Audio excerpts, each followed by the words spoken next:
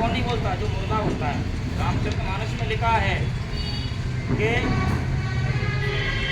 जो भगवान का नाम लेता था उसकी वाणी कैसी है? बोले मेढक के समान है। भगवान का जो नाम वाणी से नहीं लेता उसकी वाणी कैसी है? मेढक के समान है। जिनकी जो भगवान की कथा नहीं सुनते हैं उनके कान कैसे हैं? सर्प की वाणी के समान है।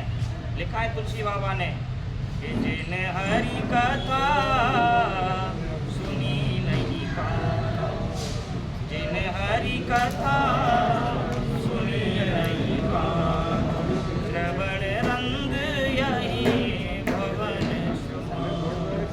उनके कान जो धन्य है जो भगवान की कथा सुनते हैं। क्योंकि मुर्दा कभी भगवान का नाम नहीं ले पाता, न कथा सुन पाता। मरने के बाद में आप कुछ भी कराइए, क्या भरोसा?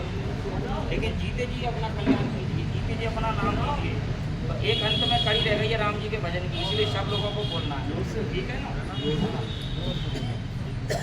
राम आएंगे तो पल ना झुलाएंगे, राम आएंगे तो पल ना झुलाएंगे, राम आएंगे तो पल ना झुलाएंगे, राम आएंगे तो पल ना झुलाएंगे, माखन मिश्री हम राम को खिलाएंगे, माखन मिश्री हम राम को खिलाएंगे, मेरी जिंदगी के भाग आज खुल जाएंगे, राम आएंगे, मेरी जिंदगी के भाग आज खुल जाएंगे, राम आएंगे, राम आएंगे, आएंगे राम आएंगे, राम आएंगे, आएंगे राम आएंगे। एक राम जी की विशेषता है। देखिए छोटी सी बात याद आ गई, हमारे गुरु महाराज कहते हैं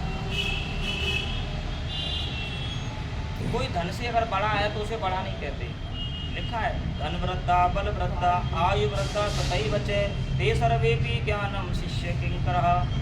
कोई धन में बड़ा होता है, कोई ताकत में बड़ा होता है, कोई आयु में बड़ा होता है, लेकिन ये बड़े नहीं माने जाते। देखिए यदि हम धनवान को बड़ा मानते हैं तो रावण के पास तो सोने की लंका थी, लेकिन फिर भी लोग रावण का पुतला जलाते हैं। रावण तो हमारा तो घर फिर भी ईंट पत्थर का है, रावण का तो सोने की नगरी थी, फिर भी रावण का घर पर पुतला जाता है। क्यों?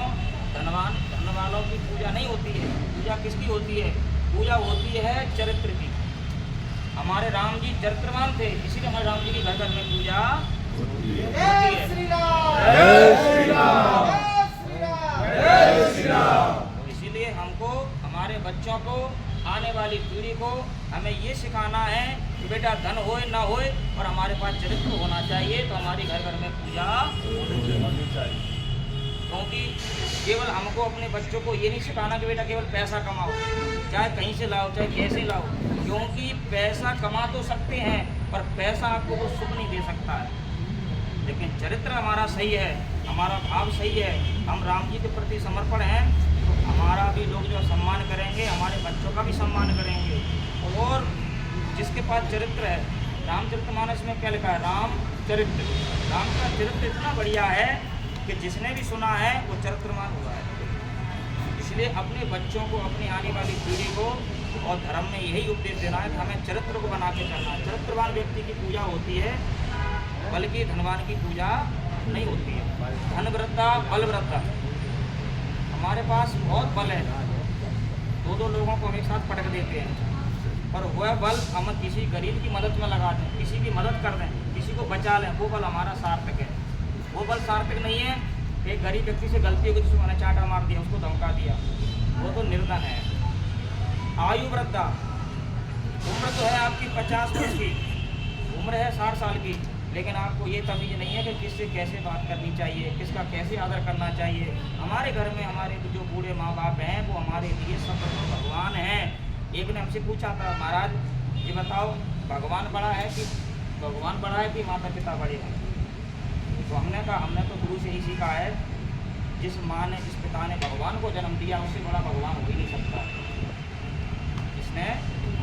जिस माता पिता ने भगवान को जन्म दिया, रामकृष्ण को, तो रामकृष्ण खुद आए हैं और उसने संसार में जन्म लिया, उसने भी सुबह उठ के प्रणाम किया है कि मात पिता गुरु नाम,